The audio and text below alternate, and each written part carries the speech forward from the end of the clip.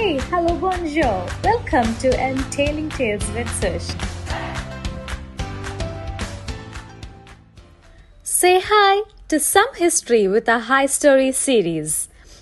This is our first episode in the High Story series, and I have decided to take up a topic that has been making headlines recently.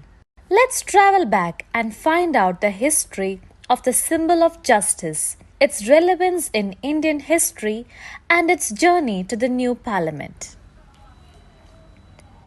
The British took 100 years to conquer India and then rule India approximately for the next 100 years, and it was finally their time to leave the country. As the dawn of independence neared, then Viceroy Louis Mountbatten asked Jawaharlal Nehru how he wished to signify Britain's transfer of power to India. Nehru turned to C. Rajagopalachari, a statesman, politician, a lawyer, and very highly learned person who knew traditional values and ethos of India. Rajaji advised that the historic Indic civilizational tradition in southern kingdoms, where the high priest of the state hands over the ceremonial Sengol to the new king, signifying transfer of power, could be followed. Rajaji's suggestion that the power transfer could be denoted by the British Viceroy handing over the sceptre to the incoming Prime Minister was welcomed and agreed upon. I just said a word, Sengol. What is a Sengol? Let's look into the details of Sengol, the meaning, the look of it, and the history behind this tradition. Yes, this sceptre has a history. The Sengol is called as sceptre in English and Dharmadanda in Sanskrit. The word Sengol is a combination of the Tamil word Semmai, which means righteousness or prosperity, and Kol meaning rod. Sengol is a gold-plated sceptre about 5 feet in length and 2-inch thick with a core made of silver. Total 800 grams of gold were used to make the Sengol. It is decorated with intricate designs and has Nandi carved on the top. Nandi is a sacred animal in Hinduism and the mount of the god Shiva. It is seen as a symbol of Dharma, which is personified as a bull in the Puranas. The handing over of a sceptre to denote the transfer of power has been in practice for nearly 2000 years since the Sangam age. From the 9th to the 13th century CE, the Cholas reigned over portions of Tamil Nadu, Kerala, Karnataka, Andhra Pradesh, Telangana, Odisha, and Sri Lanka. They were well known for their temple construction, marine trade, administrative effectiveness, and military might.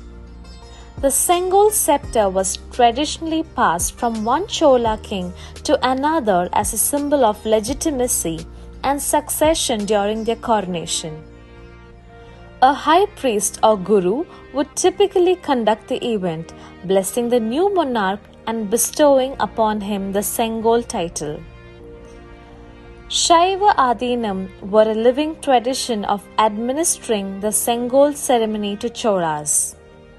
The Sengol is a symbol of very high statecraft and said it was given by Rajaguru to the king so that he knows that the reign is not his but of Dharma. Rajaji rediscovered this concept of the sceptre that was employed in Tamil tradition after doing some research, and that it might be utilized to commemorate India's independence from the British Raj.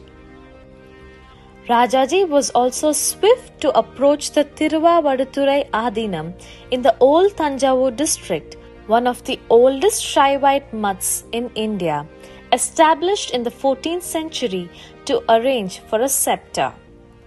Vimudi Bangaru was given the task by the Mutt's spiritual leader at the time, and with his assistance, the sceptre's design and acquisition were completed.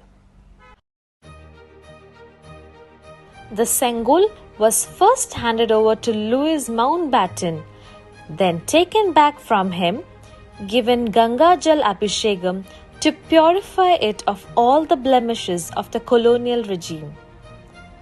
With the Oduvar, the deputy high priest of the Mutt, reciting hymns of Kollaru Padigam from the Tiviram composed by Shaiva Saint Thirugnana Sambandar, and Nagaswaram music by T.N. Rajaratnam Pillai, the sceptre was handed over to Nehru by Sri Kumaraswamy Thambiran, the high priest, at Nehru's residence on August 14, 1947.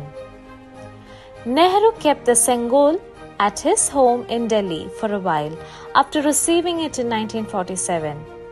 Then he made the choice to give it to his ancestral home, Anand Bhavan Museum in Allahabad, now Prayagraj. His father Motilal Nehru founded the museum in 1930 to preserve the background and legacies of the Indian independence movement. For more than 7 decades, the Sengol sceptre was housed at the Anand Bhavan Museum. The events were triggered by an article in Duklak, a Tamil magazine, on May 5, 2021 by S. Gurumurthy that said that the Sengol was a symbol of independence given to India's first Prime Minister, Jawaharlal Nehru, by a Tamil pontiff. Within a few days, renowned classical dancer Dr. Padma Subramaniam sent the English translation version of the article to the Prime Minister's office. She pleaded that a profound, sacred and historic ceremony of Sengol vesting had been kept out of public knowledge and history, and that the Modi government must make this public. This prompted the PMO and the Cultural Ministry to dig up old records and media reports to establish the significance of the Sengol.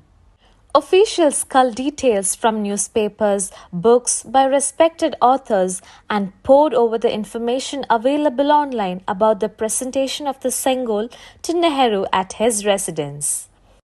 A key discovery was an article in Time magazine dated August 25, 1947, which carried a detailed report of the Sengol ritual in its foreign news section.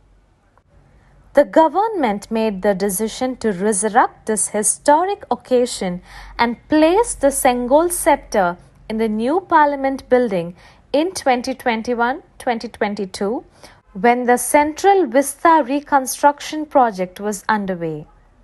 The timeless treasure trove of wisdom, the Tirukural, has an entire chapter, The Right Sceptre, comprising 10 couplets.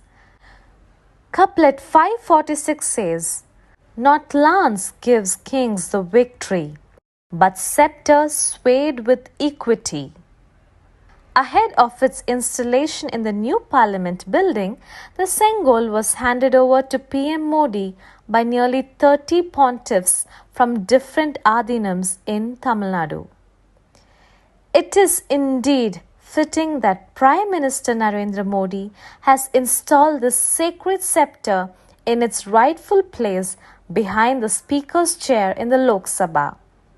From this position in the temple of democracy, this Sengol will eternally symbolize the rule of Dharma, the civilizational core by which the great Indian nation is governed. Thank you.